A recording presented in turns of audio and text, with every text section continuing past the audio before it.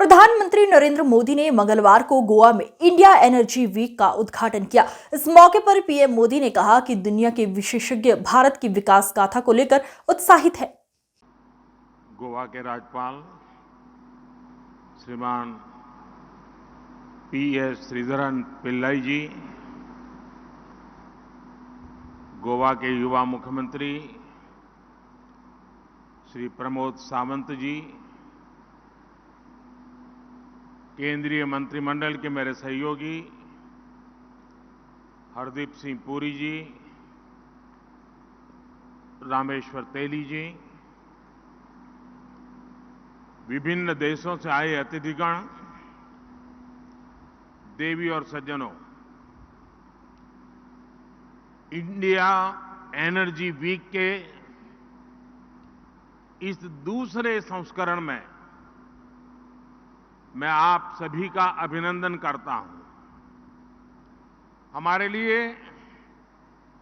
ये बहुत खुशी की बात है कि इंडिया एनर्जी वीक का ये आयोजन हमेशा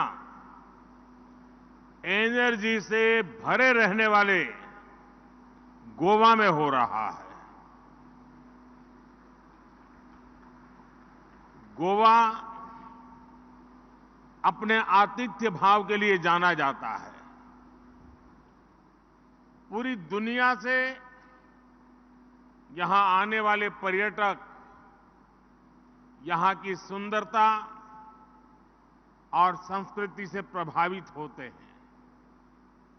गोवा आज वो राज्य भी है जो विकास के नए प्रतिमानों को छू रहा है। इसलिए आज जब हम पर्यावरण के प्रति संवेदनशीलता की बात करने के लिए एकजुट हुए हैं, सस्टेनेबल फ्यूचर के बारे में बात करने जा रहे हैं, तो इसके लिए गोवा बहुत ही परफेक्ट डेस्टिनेशन है।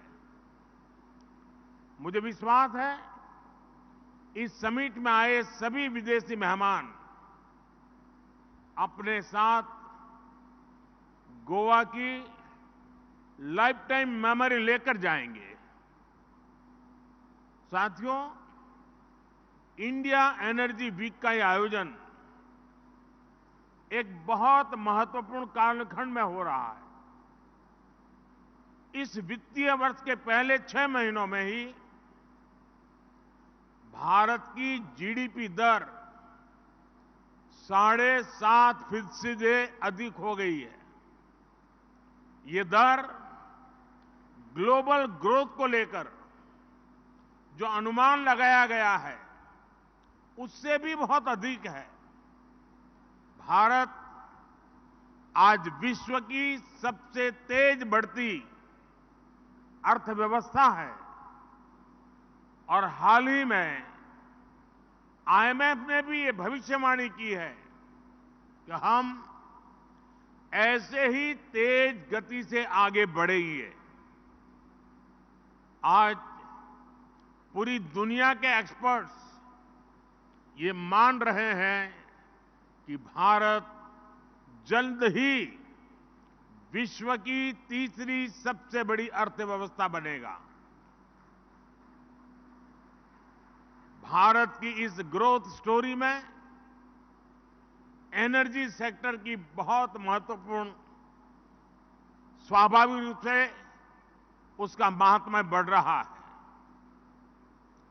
साथियों, भारत पहले ही विश्व का तीसरा सबसे बड़ा एनर्जी कंज्यूमर है। भारत विश्व का तीसरा सबसे बड़ा ऑयल कंज्यूमर और तीसरा सबसे बड़ा एलपीजी कंज्यूमर भी है। हम दुनिया के चौथे सबसे बड़े एलएनजी इंपोर्टर,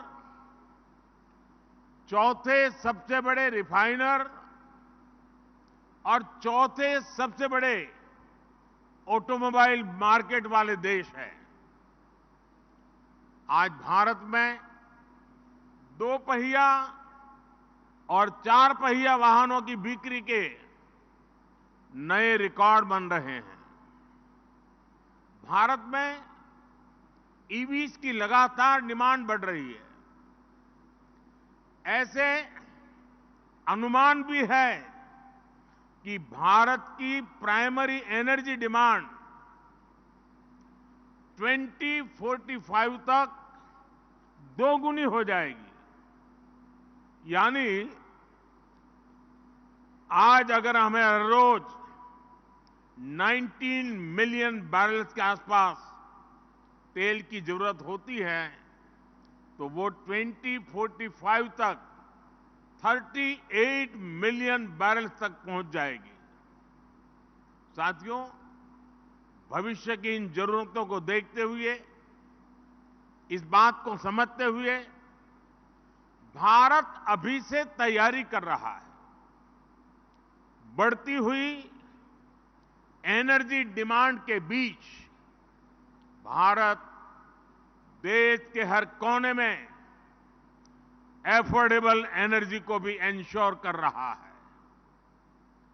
भारत ऐसा देश है जहां अनेक ग्लोबल फैक्टर्स के बाद भी बीते 2 सालों में पेट्रोल और डीजल के दाम कम हुए हैं। इसके अलावा भारत ने 100% इलेक्ट्रिसिटी कवरेज हासिल करते हुए बिजली को करोड़ों घरों तक पहुंचाया है।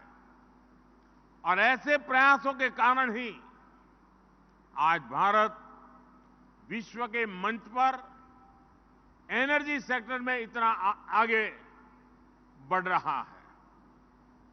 भारत ना सिर्फ अपनी जरूरतों को पूरा कर रहा है, बल्कि विश्व के विकास की दिशा भी तय कर रहा है।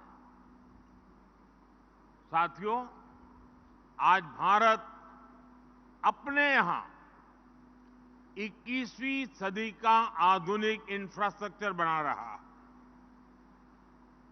हम इंफ्रास्ट्रक्चर बिल्डिंग मिशन पर काम कर रहे हैं। इस वित्तीय वर्ष में हम इंफ्रास्ट्रक्चर पर करीब 10 लाख करोड़ रुपए इन्वेस्ट कर रहे हैं।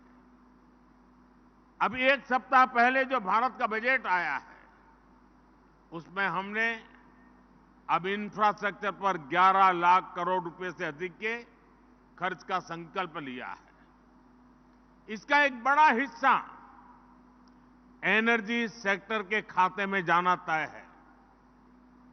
इस बड़ी राशि से रेलवे, रोडवेज, वाटरवेज, एयरवेज या हाउसिंग, जो भी इंफ्रास्ट्रक्चर देश में बनेगा, सभी को एनर्जी की जरूरत होगी।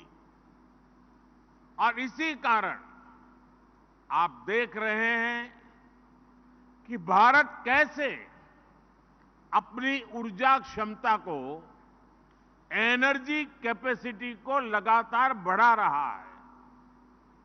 हमारी सरकार ने जो रिफॉर्म्स किए हैं, उससे भारत में घरेलू गैस का उत्पादन तेजी से बढ़ रहा है। हम प्राइमरी एनर्जी मिक्स में नेचुरल गैस को 6% से बढ़ाकर 15% तक करने के लिए प्रयास कर रहे हैं। इसके लिए अगले 5-6 वर्षों में करीब $67 बिलियन का निवेश होने जा रहा है। हम पहले ही विश्व के सबसे बड़े रिफाइनर में से एक है।